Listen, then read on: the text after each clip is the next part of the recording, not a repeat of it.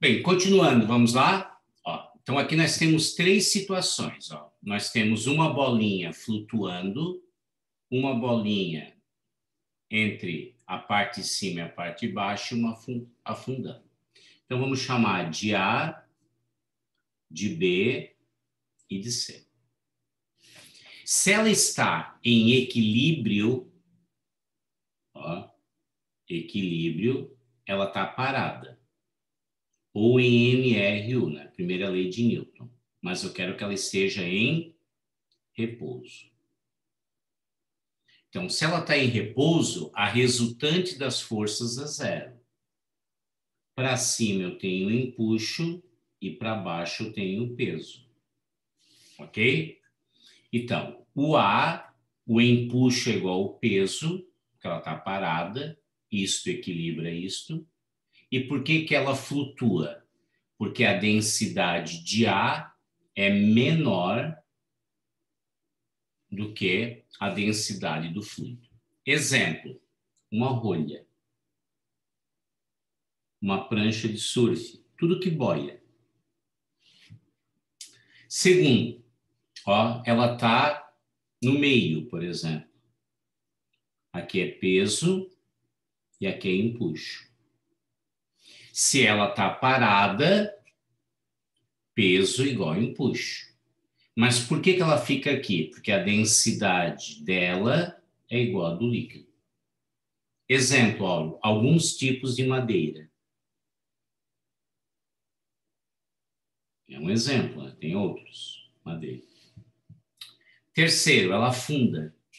Se ela afunda, para baixo tem o peso e para cima tem a normal, porque ela está encostando no fundo, e tem o empuxo. Só tem normal quando tem contato, é uma força de contato.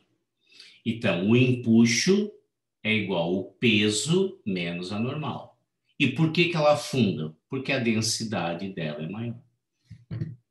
Então, cuidado, se ela está parada aqui, o empuxo não é maior que o peso.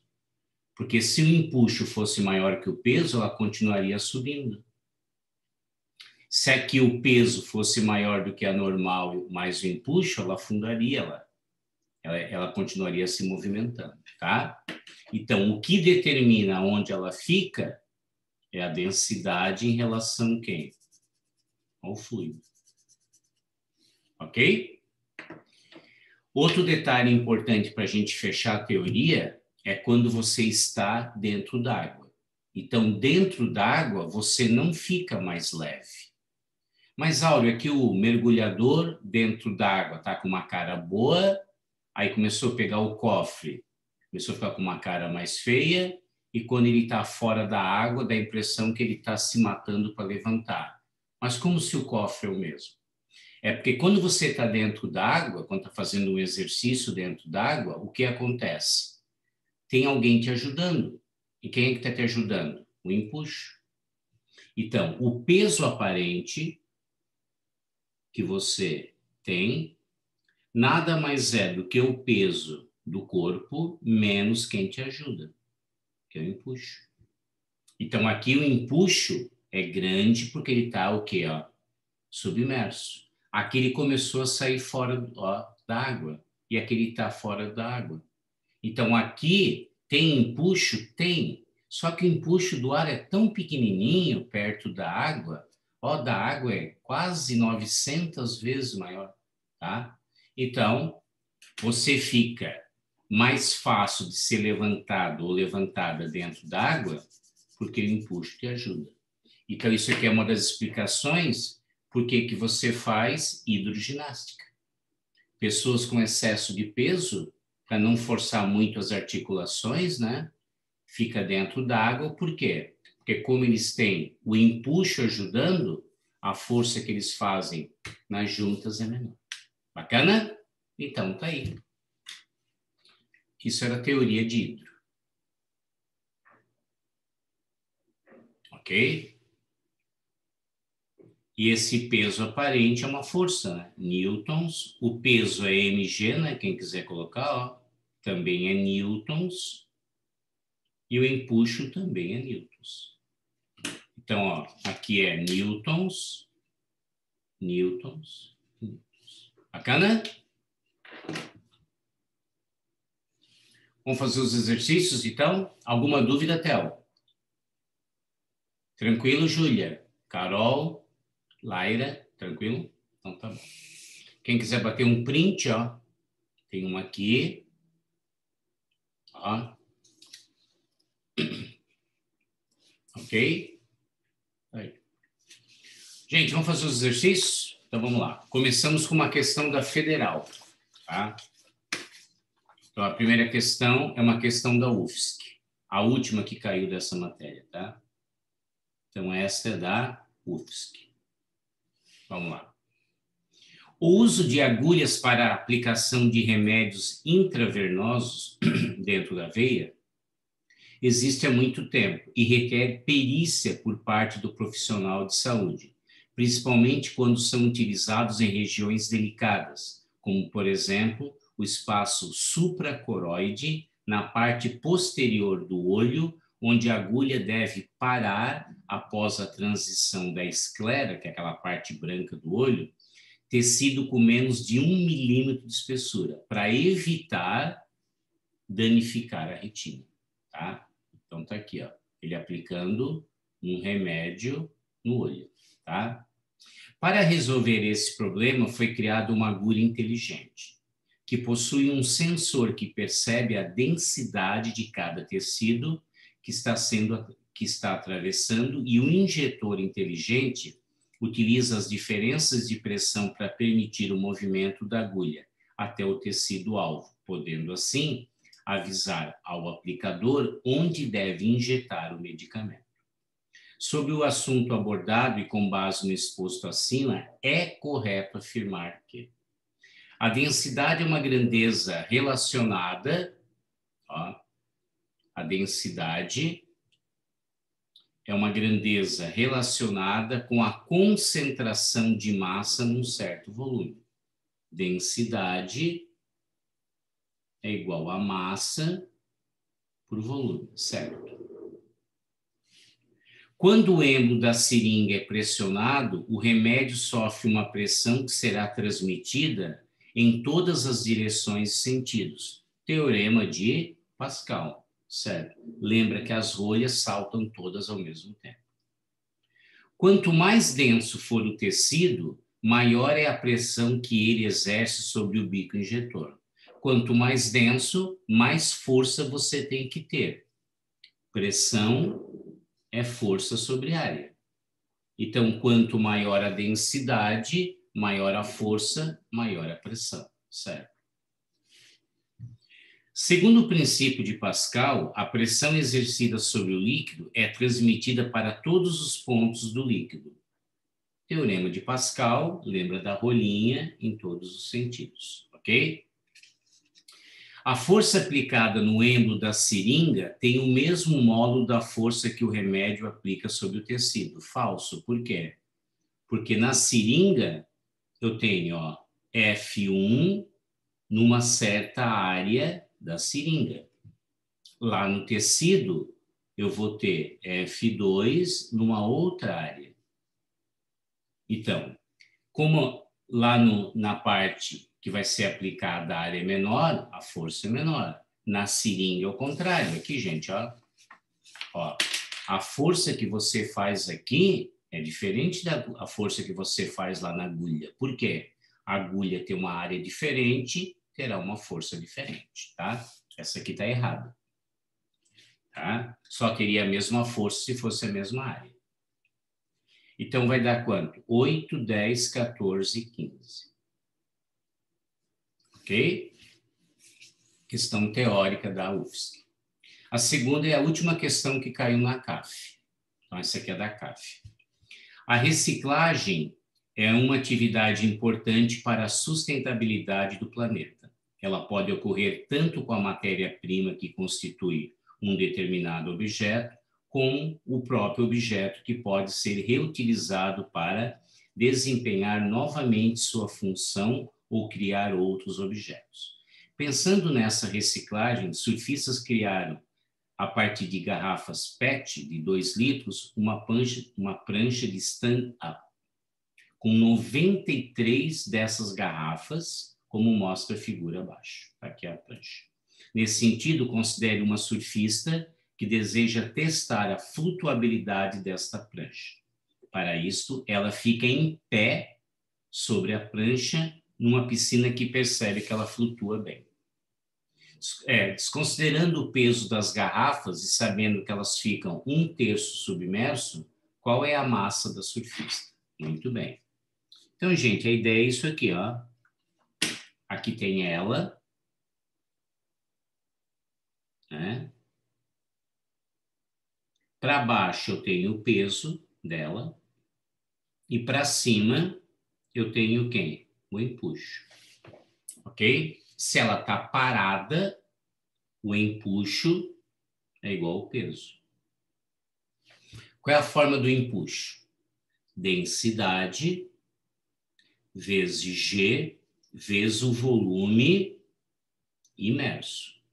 Quem é peso? M vezes G. Só que eu não tenho essa massa aqui, ó, tá? Eu quero descobrir qual é a massa, né?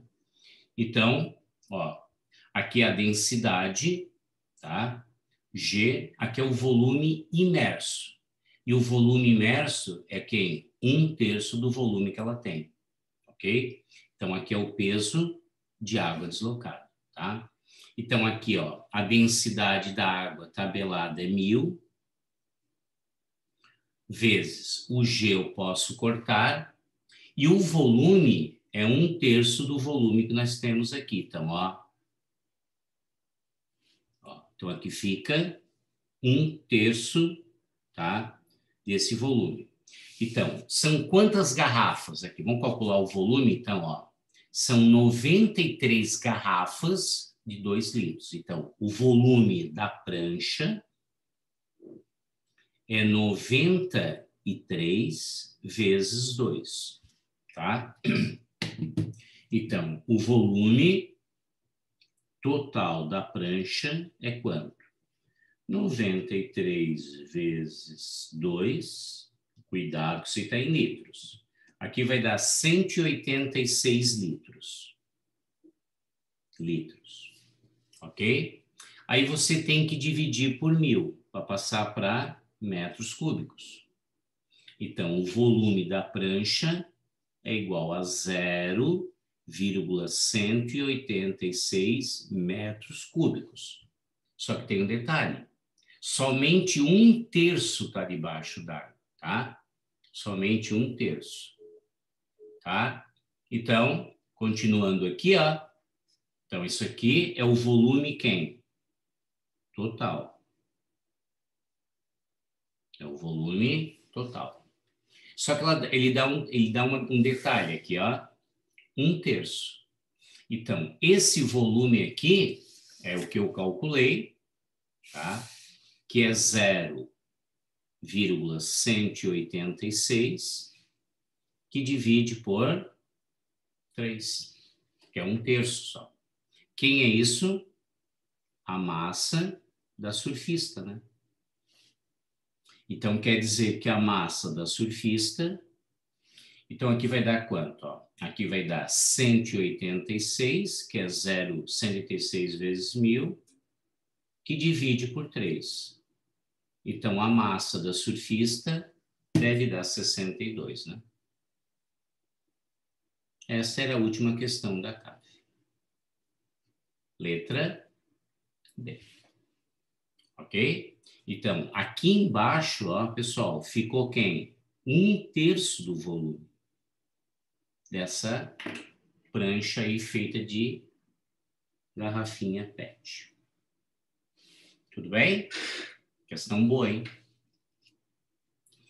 Vou fazer uma agora do Teorema de Pascal. O esquema abaixo ilustra o sistema de freios hidráulicos. Grifa, gente, ó. Freio hidráulico, tudo que é hidráulico é Pascal, de um automóvel. Ao se pressionar o pedal do freio, esse empurra o êmbolo do primeiro pistão, que é esse aqui, tá? que por sua vez, através do óleo do circuito hidráulico, empurram o segundo pistão. O segundo pistão pressiona uma pastilha de freio contra um disco metálico preso à roda, fazendo que ela diminua sua velocidade angular. Considere que o diâmetro do segundo pistão, que é o maior, seja 2 vezes maior que o primeiro. Então, o diâmetro 2 é 2 vezes o diâmetro 1. Ok?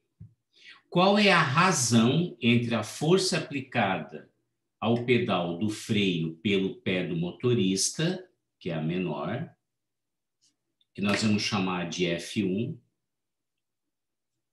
Então, aqui tem o F1, ó.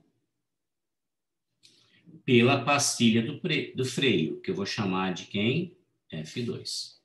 Ok? Esse é o teorema de Pascal. Então, ó, F1, que é no pedal do freio, sobre A1 é igual a F2, vai lá no formulário, né? Sobre A2. Ok? Então, F1 sobre. Quem é a área? A área é π vezes raio ao quadrado, R1 ao quadrado. Ok? É igual a F2, que é igual a π vezes o segundo raio é o dobro do primeiro. Então, 2 vezes o raio 1 ao quadrado. Corta e corta. Então, fica F1 sobre R1 ao quadrado é igual a F2 sobre 4, porque é 2 ao quadrado, R1 ao quadrado. Corta e corta. Então, ele quer o quê? Ó? Eu chamei F1 o pedal. Então, você vai passar o F2 para cá. Ó. Então, fica F1, que é o pedal do freio, sobre a força 2, que é da roda. Passei para cá. Quando eu tirei de lá, ficou 1, né? 1/4. Então, quer dizer que a força no pedal, tá? Ó, a força que você faz lá é 4 vezes do pedal.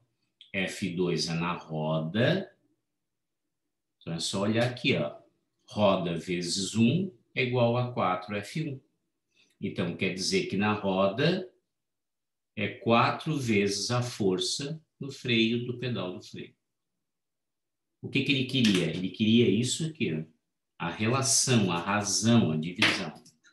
Que é quanto? 1/4.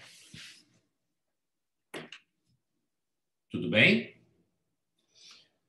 Gente, de todas, a mais trabalhosa para mim foi essa aqui da CAF, tá? Então, sempre que ele tiver em repouso, peso igual a empuxo, em equilíbrio, que a gente chama. Né? Bacana? Muito bem. Fizeram os exercícios? Fizeram? Vão matar eles? Acabaram de copiar aqui? Então, vamos lá. Ô, Áureo, só uma coisinha. Eu não entendi muito o final da 3, porque eu não entendi o porquê de 1 sobre 4. Porque aqui, ó, aqui tinha F1 sobre 1, aqui, ó, Carol, F1, aqui eu cortei, né? Uhum. Sobre 1 é igual a quem? F2 sobre 4. Aí eu passei o 1 para lá. Ah, tá. Troquei. Não, entendi. Agora entendi. Trocou? Obrigada. Imagina. Uhum. Deu? Tá, começamos contigo, Carol. Qual questão você teve dúvida na aula número 9? Ó, aula 9. A única. Eu acho que eu não fiquei. Ah, fiquei com dúvida só na 12. Na 12, Uhum. aqui. Essa aqui do brinquedinho. Um brinquedo comum em parques de diversões é o bicho da seda, que consiste em um carro com 5 bancos para 2 pessoas cada e que descreve sobre trilhos em alta velocidade uma trajetória circular. Então, aqui está o bicho da seda, ó, e ele tem uma trajetória circular, tá? Então, tem duas pessoas, uma aqui e uma aqui. Tudo bem? Suponha que haja 5 adultos em cada um deles acompanhado de uma criança, que em cada banco do seu carro deve acomodar-se uma criança e o responsável. Para que, com o movimento, o adulto não pressione a criança contra a lateral, é recomendável que o adulto ocupe... Ó, Carol, se o adulto estiver aqui, na hora que fazer a curva, ele vai forçar a criança aqui. Então, eu não quero que a criança seja esmagada. Então, eu coloco o adulto aqui e a criança aqui. Entendeu? Porque daí o adulto vai forçar a lateral do brinquedo e a criança não fica pressionada, tá? Então, é recomendável que o adulto ocupe o assento mais afastado. Aqui é o 0, né? Então, ele está mais afastado, entendeu? Do centro, ok? Pois o movimento os empurrará no sentido que oposto ao centro. Na hora que faz uma curva, para cá tem a centrípeta, para lá tem a força que você faz. Então, a criança não pode estar aqui, porque numa curva, por inércia, tu vai forçar ela lá. Então, se o movimento da centrípeta está para cá, o movimento da pessoa é o contrário. Então, é o oposto ao centro, tá? Em uma força pontinhos ao raio. Então, força centrípeta é igual a mv² sobre R. Então, a força em relação ao raio é inversamente proporcional. Então, o que ele queria que o adulto tivesse mais afastado, a força é contrária ao centro e a força centrípeta é inversamente ao raio, gabarito E. Entendeu? Agora entendi. Obrigada. É só essa, Laira? Isso. A minha é a 5. A 5? Isso. Tá aqui. Um cubo retangular de gelo de massa igual a 100 gramas é abandonado a partir do repouso na beira de uma tigela semisférica de 45 centímetros de raio, como mostra a figura. Considerando o atrito entre o gelo e a superfície interna, é correto afirmar que a velocidade no fundo da tigela é... Bem, aqui, ó, V0. Quero saber a velocidade aqui. A maneira mais fácil de fazer isso aqui é Torricelli. V ao quadrado é igual a V0 ao quadrado mais 2 vezes G vezes H. E o V que eu quero é aqui embaixo, né? O VB. Então, VB ao quadrado, ele partiu do repouso, é 0. 2 vezes o G, que é 10. E o raio é a altura, né? Que vale 45 centímetros, 0,45 metros. Desculpa. Então, o VB é quanto? 0,45 vezes 10 dá 4,5, vezes 2 dá 9. Raiz de 9, porque estava o quadrado. Então, a velocidade que ele chega lá embaixo é 3 metros por segundo. No fundo da tigela, B. Entendeu? Eu não tenho tempo, né? Mais fácil fazer isso. Fechou. Obrigada. Theo? O meu era 5 também. Era 5? Júlia? Eu estava com dúvida na 12, mas já entendi. Entendeu? Então, tá bom. Gente, ó, uma feliz Páscoa para vocês, tá? Uma feliz e santa Páscoa, né? Páscoa não é simplesmente chocolate, né? É a ressurreição de Jesus, né? Então, que uma feliz Páscoa para vocês. Esse final de semana vocês estão livres, tá? Mas segunda-feira vai ter um presentinho lá turma do WhatsApp, que é o simuladinho, tá bom? Obrigado, a gente se vê na próxima segunda-feira, tá bom? Beijo, tchau, abraço, boa semana. Páscoa. Tchau. Tchau.